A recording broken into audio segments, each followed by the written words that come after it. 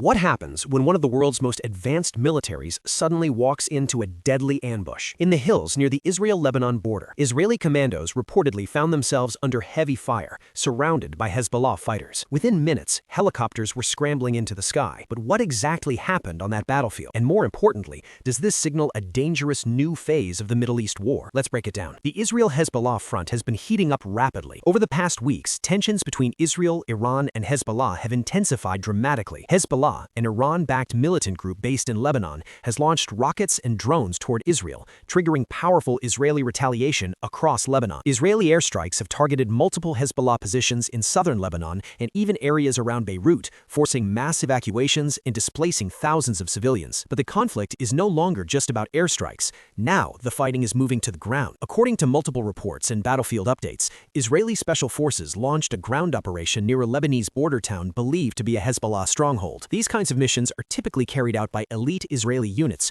often inserted by helicopter under the cover of darkness. The goal is usually one of three things: capture key Hezbollah operatives, destroy missile infrastructure, or gather critical intelligence. But this time, things reportedly didn't go as planned. Hezbollah fighters, possibly from the group's elite Radwan force, were waiting. These fighters are trained specifically for guerrilla warfare and cross-border combat against Israel. As Israeli troops moved into the area, Hezbollah fighters allegedly opened fire using anti-tank missiles, machine guns, and mortar rounds. What followed was a chaotic firefight. With Israeli troops pinned down and the situation rapidly escalating, evacuation became the priority. Israeli helicopters reportedly rushed into the combat zone. Under heavy fire, they extracted the commandos from the area, pulling them out before Hezbollah fighters could completely surround the unit. Such emergency extractions are extremely dangerous operations. Helicopters flying low over hostile territory can easily become targets for missiles or heavy weapons. Yet air evacuation remains one of the fastest ways to save troops trapped behind enemy lines. This ambush highlights something critical about the current conflict. Hezbollah has spent years preparing for exactly this type of battle. The group has built fortified positions, underground tunnels, and anti-tank missile networks across southern Lebanon. And according to regional sources,